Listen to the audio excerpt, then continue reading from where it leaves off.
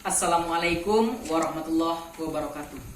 Hamdan syukran lillah, salatan wassalaman ala rasulillah wa ala alihi wa ashabihi wa mawalah. Pertama dan terutama sekali, marilah kita ucapkan puji dan syukur atas kehadirat Allah yang telah melimpahkan rahmat dan hidayahnya kepada kita semua. Salawat beriring salam tidak lupa kita kirimkan kepada junjungan kita, yakninya Nabi besar Muhammad sallallahu alaihi wasallam beserta keluarga yang mulia, para sahabat yang agung dan para pengikutnya hingga akhir zaman.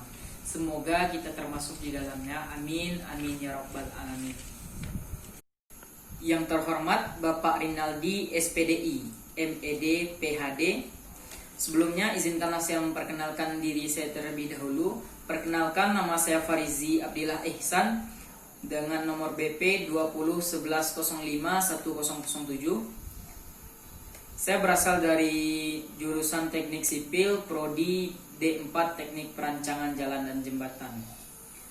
Pada saat ini izinkanlah saya menyampaikan sebuah presentasi makalah yang berjudul tentang menjaga akhlak manusia. Sebelumnya, video ini saya buat bertujuan untuk memenuhi tugas mata kuliah agama pada bab 4 tentang presentasi makalah pentingnya menjaga akhlak. Selanjutnya kita pindah kepada pembahasannya.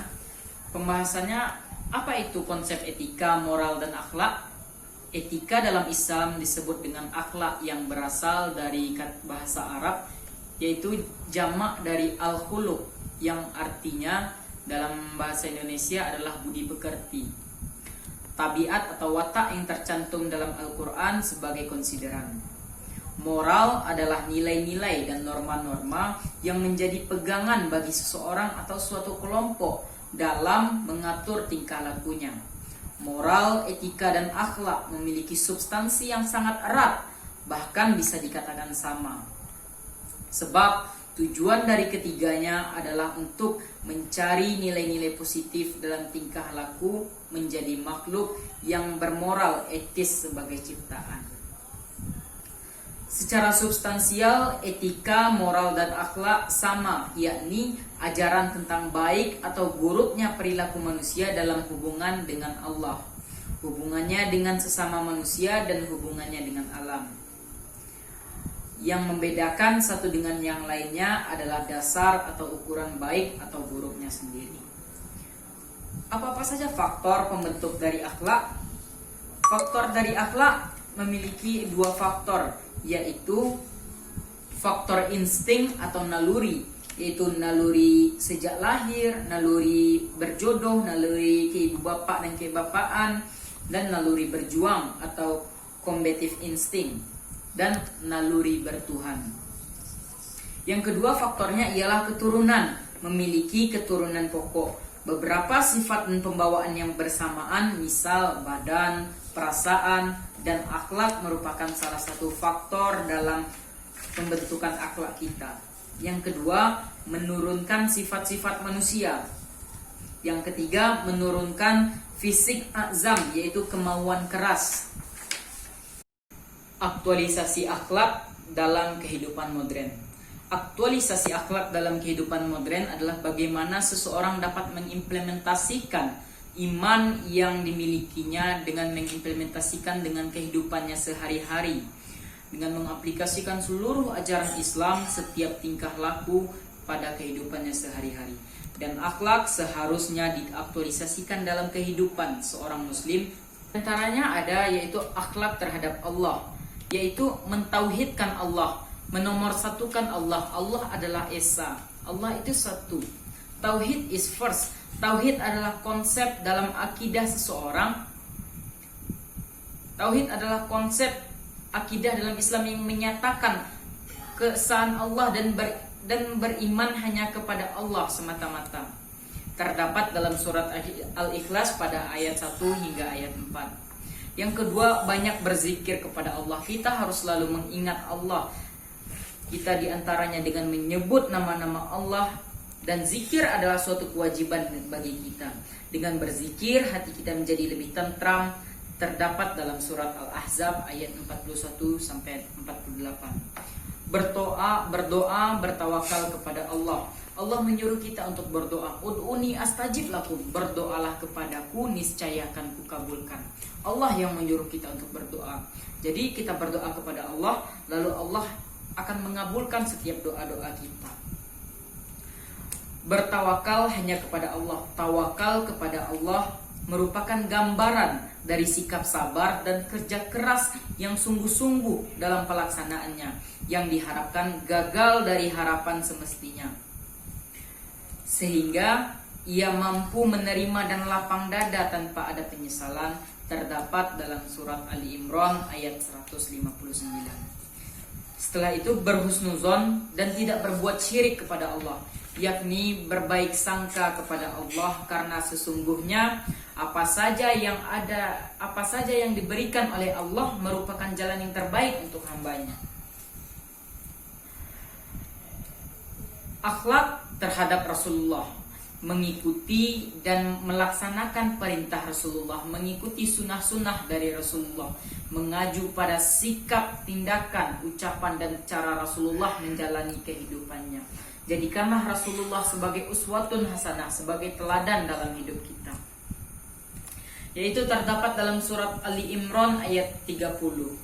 Lalu bersalawat kepada Rasul. Kita harus senantiasa bersalawat kepada Rasul untuk mengucapkan puji-pujian kepada Rasulullah SAW. Sesungguhnya Tuhan beserta para malaikatnya semua memberikan salawat kepada Nabi dari Allah, yang berarti memberi rahmat, dan dari malaikat yang memberi mohon ampunan. Hai orang-orang yang beriman, ucapkanlah salawat kepadanya. Terdapat dalam surat Al-Ahzab ayat 56. Akhlak terhadap diri sendiri, yaitu sikap sabar. Kita harus sabar dan menahan amarah dari diri kita yang pada dasarnya bersifat negatif. Kemudian manusia harus sabar dalam menghadapi segala cobaan. Terdapat dalam surat Al-Baqarah ayat 153. Sikap syukur, kita harus selalu mengucapkan syukur kepada Allah. Syukur tidak hanya kita ucapkan, tetapi juga dapat kita aplikasikan dalam kehidupan kita sehari-hari dengan cara dengan cara selalu bersyukur, selalu apa yang diberikan Allah itu adalah sesuatu yang terbaik untuk kita. Maka dari itu kita harus bersyukur terhadap segala sesuatu yang diberikan oleh Allah kepada kita. Sikap tawadu. Tawadu atau rendah hati merupakan salah satu bagian dari akhlak mulia. Jadi sudah selayaknya kita sebagai umat muslim bersikap tawadu, karena tawadu merupakan salah satu akhlak yang terpuji yang wajib dimiliki oleh setiap umat muslim. Bertaubat. Apabila melakukan kesalahan, maka segera bertaubat dan tidak akan mengulanginya. Berjanji kepada diri kita sendiri dan berjanji kepada Allah bahwasanya saya akan bertaubat nasuha. Saya tidak akan melakukan pekerjaan ini lagi, dan saya akan berjanji tidak akan mengulanginya. Akhlak terhadap sesama manusia, merajut ukhuwah Islamiyah, persaudaraan. Membina persaudaraan adalah perintah Allah yang diajarkan oleh semua agama, termasuk agama Islam. Oleh sebab itu, sudah sewajarnya kalau semua elemen termasuk membangun ukhuwah dalam komunitasnya. Apabila ada kelompok tertentu dengan mengatasnamakan agama tetapi enggan memperjuangkan perdamaian dan persaudaraan, maka perlu dipertanyakan kembali komitmen agamanya, komitmennya dalam beragama, yaitu didasari dengan surat Al-Hujurat ayat 10. Ta'awun atau saling tolong menolong. Kita sebagai makhluk sosial harus tolong menolong dengan siapa saja, baik saudara seiman maupun saudara yang tidak seiman. Suka memaafkan kesalahan orang lain. Kita harus memaafkan kesalahan orang lain.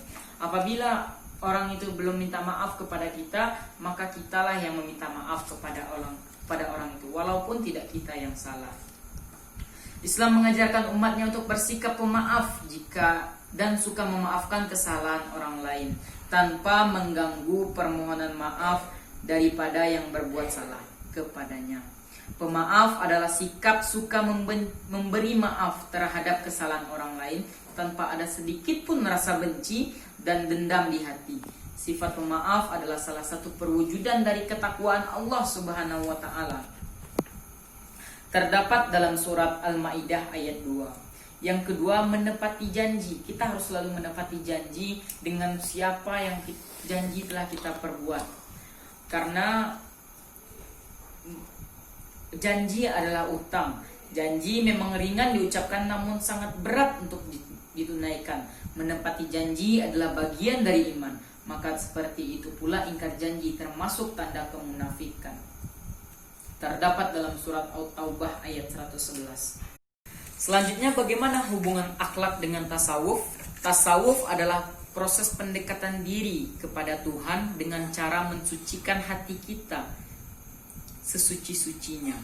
Akhlak adalah ilmu yang menentukan batas kita antara baik dan buruk. Jadi kaitan dengan hubungan tasawuf sangat berhubungan dekat dengan akhlak. Selain itu, akhlak dan tasawuf saling berkaitan.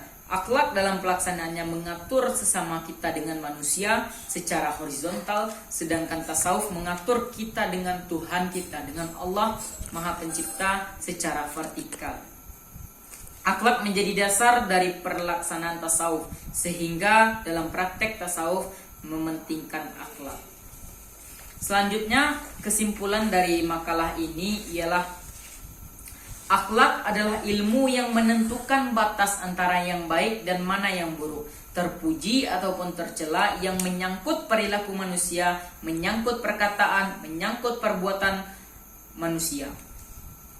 Moral adalah nilai dan norma dalam mengatur tingkah lakunya. Moral dalam Islam memiliki 5 nilai. Moral dalam Islam dikenal pula sebagai 10 perintah Tuhan versi lama. Perintah-perintah ini tercantum dalam Al-Quran surat Al-An'am ayat 150 hingga 153, yaitu pembebasan, nilai keluarga, nilai kemanusiaan, nilai keadilan, dan nilai kejujuran. Moral, etika, dan akhlak memiliki sebab dan tujuan yang mencari nilai positif dalam bertingkah laku. Namun, moral lebih cenderung digunakan kepada sosial. Apabila etika dan moral dihubungkan, maka dapat dikatakan bahwa antara etika dan moral memiliki objek yang sama, yaitu sama-sama membahas tentang perbuatan. Keterkaitan etika, moral, dan akhlak sangatlah penting bagi kehidupan sehari-hari, dan semuanya itu juga dapat dengan mudah memfilterisasi segala sesuatu yang kita dapatkan, agar kita menjadi pribadi yang beretika, bermoral, dan berakhlak.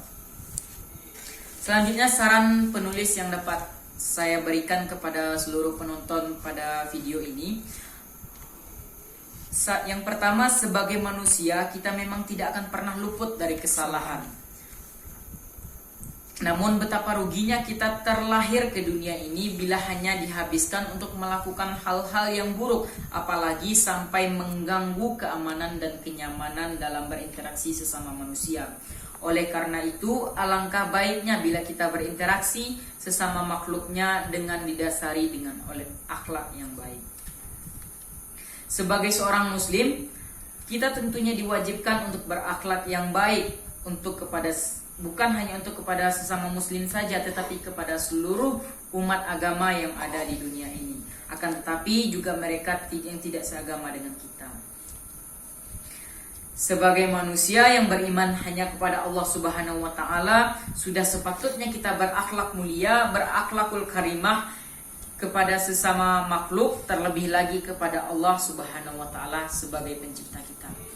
Banyak maaf, saya akhiri dengan sebuah kata, wakadyur jarijahi surfi burhun wala bur'un liman jarhalisan.